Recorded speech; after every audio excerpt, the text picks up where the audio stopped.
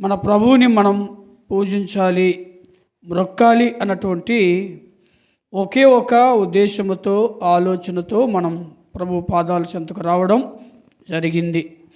అయితే ఆయన దగ్గరకు వచ్చినటువంటి మనం ఆయన్ని పూజించడానికి, మ్రొక్కడానికి, ఆరాధించడానికి వచ్చినటువంటి మనం ఎందుకు ఆరాధించాలి, ఎందుకు ఆయన్ను, మన ప్రభువుని మనం పూజించాలి, ఎందుకు మన ప్రభువుని మనం మ్రొక్కాలి, దానికి గల కారణమేంటి అన్నటువంటి ప్రశ్నకు బైబిల్ గ్రంథంలో నుంచి మనం జవాబును చూడటానికి ప్రయత్నము చేద్దాం. ఈ యొక్క మన ప్రభువుని ఆరాధించక మునుపు కొన్ని మాటలు మనం వినటానికి ప్రయత్నం చేద్దాం. బైబిల్ గ్రంథంలో నుంచి 107వ కీర్తనల గ్రంథము 107వ కీర్తన 8వ మాటను చదువుకుందాం. 8, ఆయన కృపను బట్టి నరులకు ఆయన చేయు ఆశ్చర్య కార్యముల బట్టి వారు యెహోవాకు కృతజ్ఞతాస్తుతులు చెల్లించుదురు గాక.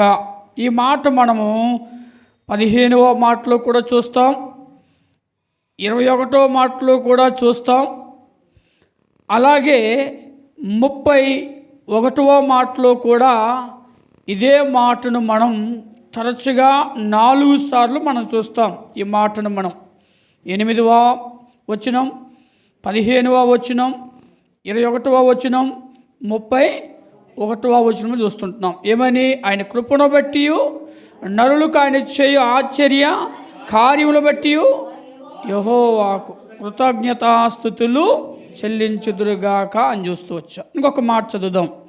యెషయా గ్రంథము 9వ అధ్యాయము, యెషయా గ్రంథం 9వ అధ్యాయము 6వ మాట చదువుకుందాం. 9, 6 యెషయా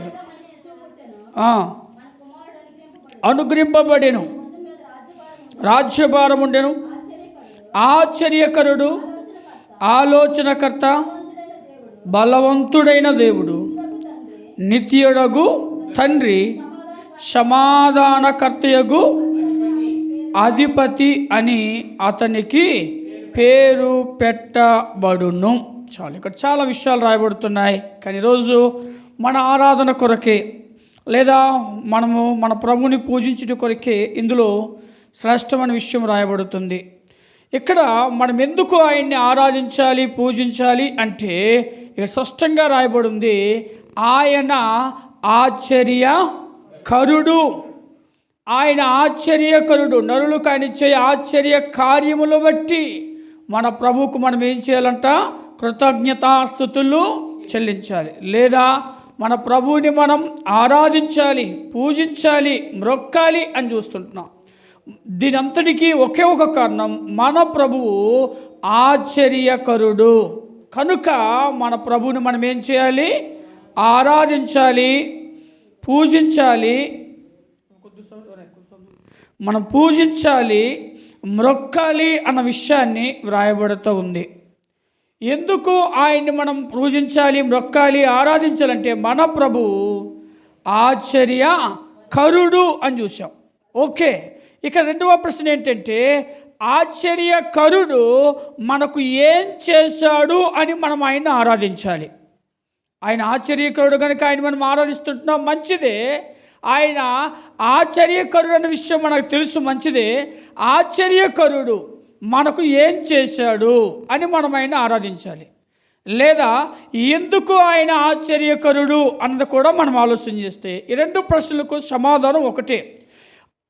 ఆశ్చర్యకరుడు మనకి ఏం చేశాడు, ఏం చేశాడని మనం ఆయన ఆరాధించాలి అంటే చాలా చేశాడు. అవేంటో చూద్దాం బైబిల్ గ్రంథంలో నుంచి. దినవృత్తాంతాల 2వ గ్రంథం, 2వ దినవృత్తాంతాల గ్రంథం 26వ అధ్యాయము 15వ మాట చదువుకుందాం. అంబులనేమి పెద్ద రాళ్ళనేమి ప్రయోగించుటకై ఉపాయశాలలు కల్పించిన యంత్రములను యెరూషలేములో చేయించి దుర్గములలోను బురుజులలోను ఉంచెను. అతడు స్థిరపడే వరకు అతనికి ఆశ్చర్యకరమైన సహాయము కలిగను గనుక అతని కీర్తి దూరంగా వ్యాపించెను. చాలు చూడండి, ఆశ్చర్యకరుడు మనకు ఏం చేశాడని మనం ఆయన్ని ఆరాధించాలి, పూజించాలి, మ్రొక్కాలి అంటే ఇక్కడ రాయబడుతుంది చాలా స్పష్టంగా, ఆశ్చర్యకరమైనటువంటి సహాయం మనకు చేశాడు. ఏం చేశాడంట? మనకి ఆశ్చర్యకరమైన సహాయం మనకు చేశాడు. ఇక్కడ ఈ సందర్భాన్ని మనం చూస్తే ఉజ్జియా కోసం రాయబడింది. దేవుడు ఉజ్జియా జీవితంలో ఏం చేశాడు? ఆశ్చర్యకరమైన సహాయము చేశాడు. కనుక అతని కీర్తి ఏమైందంట? అతను కీర్తి వ్యాపించింది, ఎంత దూరంగా వ్యాపించింది అని చూస్తుంటున్నాం. అంటే దేవుడు అతనికి ఆశ్చర్యకరమైనటువంటి సహాయాన్ని చేశాడు కనుక అతని కీర్తి దూరముగా వ్యాపించింది. అంటే ఉదయకాల సమయంలో ఉజ్జియాకు మాత్రమే కాదు కానీ మనందరి జీవితంలో కూడా ఆశ్చర్యకరమైన సహాయాన్ని కలిగించాడు గనుక, ఆశ్చర్యకరమైన సహాయాన్ని మనకు అందించాడు గనుక మనం ఆయనకి ఏం చేయాలి? ఆరాధన చేయాలి. యెషయా గ్రంథంలో మనం చూస్తాం. చూడండి, యెషయా గ్రంథము 59వ అధ్యాయంలో 16వ మాటలో ఒక మంచి మాట వ్రాయబడుతూ ఉంది. సంరక్షకుడు లేకపోవుట ఆయన చూచెను, మధ్యవర్తి లేకుండుట చూచి ఆశ్చర్యపడెను. కాబట్టి ఆయన చూడండి, మధ్యవర్తి లేకపోవడం చూసి ఆయన ఏమయ్యాడంట? ఆశ్చర్యపడి ఇప్పుడు ఏం చేశాడంట? ఆయన బాహు మనకి ఏమైందంట? సహాయము చేసెను అని రాయబడి ఉంది. అంటే అదే యెషయా గ్రంథం 59వ అధ్యాయం మనం చూస్తే మొదటి మాటలు ఏముందంటే, కొరచ కాలేదు, మందము కాలేదు మీ దోషములు, మీకును మీ దేవునికి అడ్డముగా వచ్చెను, మీ పాపములు ఆయన ముఖమును మీకు మరుగుపరిచెను గనుక ఆయన, చూడండి చాలా స్పష్టంగా వ్రాయబడుతుంది, పాపమును బట్టి, వారి పాపమును బట్టి అనేక సార్లు దేవుని ప్రజలు ఇశ్రాయేలీలు ఎన్నో ప్రతికూల పరిస్థితుల్లో వెళుతూ వచ్చారు. ఎన్నో కష్టాలు గుండా, ఎన్నో బాధలు గుండా వాళ్ళు వెళుతూ వచ్చారు. ఒక విధంగా వారి జీవితంలో రక్షించే నాదుడే వారికి లేరు, లేదా వారికి కరువైపోయారు. ఎవరికి? ఇశ్రాయేలు ప్రజలకి. ఒక విధంగా మనం చెప్పాలి అంటే వారికి మధ్యవర్తి లేని దుస్థితిలో వారు ఉంటూ వచ్చారు. అలాంటి స్థితిలో దేవుడే వారికి సహాయం, ఏ సహాయం అంట? అక్కడేముంది? ఆయన బాహు వారికి ఏమైందంట? చూడండి, సహాయము చేసెను. సహాయం చేసినట్లు మనం ఆ యొక్క వాక్య భాగంలో మనం చూస్తుంటున్నాం. నిజమే, ఇది కేవలం ఇశ్రాయేలు ప్రజలకు జరిగింది అనుకుంటే అది పొరపాటే. దేవుని ప్రజలు ఇశ్రాయేలు ఏ విధంగా అయితే పాపము చేసి సంరక్షకుడు లేక మధ్యవర్తి లేక ఉన్నారో, అలాగే నీవు నేను మనందరము కూడా దేవుని యొక్క సంఘమైనటువంటి మన జీవితంలో కూడా ఆజ్ఞను అతిక్రమించి చేసిన పాపాన్ని బట్టి, అన్యజనాంగముగా మనం జీవిస్తున్నటువంటి ఆ యొక్క కారణాన్ని బట్టి ఇక్కడ మనం చూస్తే ఒక విధంగా రక్షించే నాదుడు, రక్షించే ఆ యొక్క వ్యక్తి లేక మనం పాపములో ఏమైపోయామంటే కూరుకొని పోయి జీవిస్తున్నప్పుడు, బ్రతుకుతున్నప్పుడు, మధ్యవర్తి మన జీవితంలో లేక ఉంటున్న ఆ యొక్క సందర్భంలో మనం ఉంటున్నప్పుడు ఆయన, ఆ దేవదేవుడు, ఆ సృష్టికర్త అయిన దేవుడు, ఓంకార స్వరూపమైనటువంటి దేవుడు చూస్తూ వచ్చాడు, ఆకాశము నుంచి చూస్తూ వచ్చాడు. ఎవరి మధ్యవర్తి అంటే బైబిల్లో మనందరికీ తెలుసు. కొత్త నిబంధనలో ఏముంది? కొత్త నిబంధనలో తిమోతికి రాసిన మొదటి పత్రిక రెండవ అధ్యాయము, మొదటి తిమోతి పత్రిక 2వ అధ్యాయం 4వ మాట.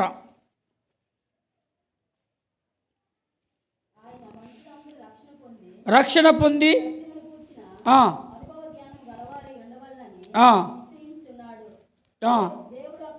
దేవుడొక్కడే, దేవునికి నరులకును మధ్యవర్తి ఒక్కడే, ఆయనే క్రీస్తు యేసు అను నరుడు. చాలా స్పష్టంగా రాయబడింది. మధ్యవర్తి ఎవరు అంటే మన ప్రభువు అయిన క్రీస్తే. కనుక ఉదయకాలము ఎందుకు ఆయన ఆశ్చర్యకరుడు అని మనం ఆయన్ని ఆరాధించాలి, పూజించాలి అంటే, ఆయన నరులకు చేసే ఆశ్చర్యమైనటువంటి కార్యముల్లో మొట్టమొదటిది ఏంటంటే దేవుడు చేసినటువంటి ఆశ్చర్యకరమైనటువంటి సహాయము. వెల్ప్ ఏంటి ఆయన చేసినటువంటి ఆశ్చర్యకరమైనటువంటి సహాయము అంటే, బైబిల్ గ్రంథంలో మనందరికీ తెలిసినటువంటిది. కొత్త నిబంధనలో మనం చూస్తూ వచ్చాం కదా. కొత్త నిబంధనలో వెలుగులో ఎవరో కాదు, ఆశ్చర్యకర సహాయము ఎవరంట?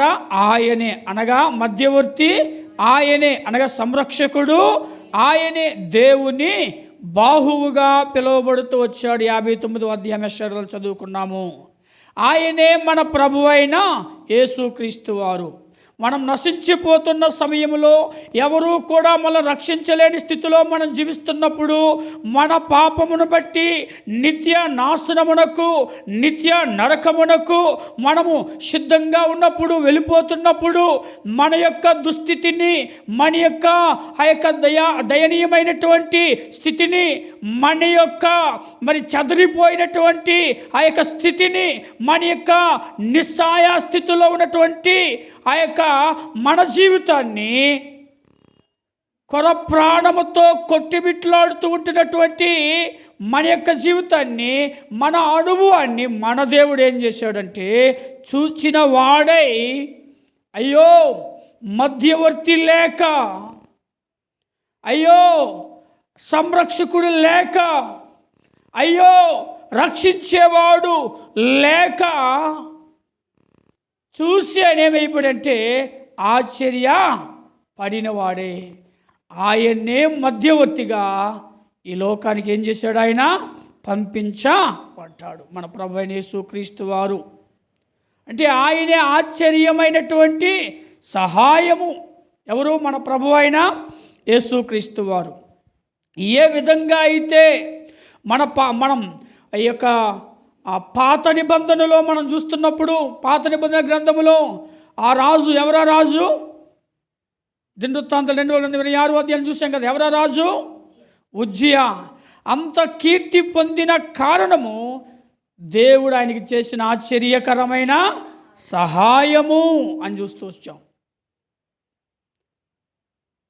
ఈ ఉదయకాలపు వేళలో ఆయన ఆశ్చర్యకరుడని ఆరాధించడానికి కారణం ఏంటంటే, ప్రభువా నిజమే, మా జీవితాల్లో కూడా ఆశ్చర్యకరుడైనటువంటి యేసుక్రీస్తు ప్రభువారిని నశించిపోతున్నటువంటి, నిత్య నరకానికి వెళ్ళిపోతున్నటువంటి మా జీవితాలను రక్షించుట కొరకే ఒక రక్షకుడిగా, ఒక సంరక్షకుడిగా, ఒక మధ్యవర్తిగా శిలువ మీద ప్రాణం పెట్టడానికి కొరకే పంపిస్తూ వచ్చావు. దాన్ని బట్టి ప్రభువా నిన్ను నేను ఏం చేస్తాను? ఆరాధిస్తాను అని చెప్పి మనకేం చేయాలి? ఆరాధించాలి. చూడండి, అక్కడ మనం ఆలోచన చేస్తే మొట్టమొదటిగా మన ప్రభువుని ఎందుకు మనం ఆరాధించాలంటే, మన ప్రభువు ఆశ్చర్యకరుడు. ఈ ఆశ్చర్యకరుడు మనకి ఏం చేశాడు అని మనకి ఆరాధించాలి అంటే, మొట్టమొదటిగా ఆశ్చర్యకరమైన సహాయం మనకి చేశాడు. ఏంటి ఆశ్చర్యకరమైన సహాయమో మనం చూస్తూ వచ్చాం. యెషయా 59వ అధ్యాయములో మనకి మధ్యవర్తి లేక మనం నశించిపోవడానికి సిద్ధంగా ఉన్నటువంటి మన కొరకు ఆయన బాహువు మనకి ఏమైంది? సహాయం చేసింది. అంటే ఆయన ప్రియ కుమారుడైన యేసుక్రీస్తు ప్రభువాని లోకానికి మధ్యవర్తిగా